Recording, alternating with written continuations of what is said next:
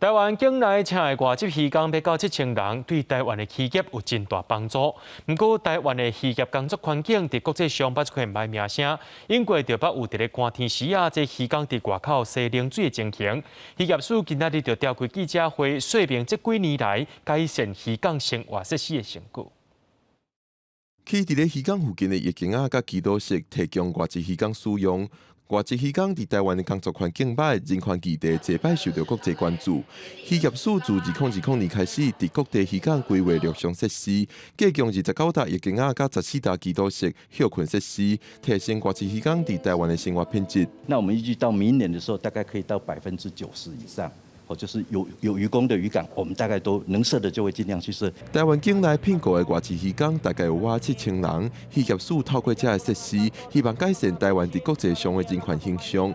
民间团体对规划表达肯定，但是嘛讲，让外籍渔工会使洗身躯、提供信用设施等等，这只是基本的人权需求。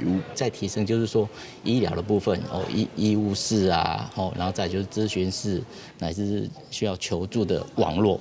都要出来，更期待的是说，希望场住分离。有些渔工曾经跟我讲过说，他们就像老鼠一样，对，外面环境恶劣的时候，他们就往船舱里面某个角落躲起来。他们还是期待他们能活得像人一样。我工作完结束后，我是离开船。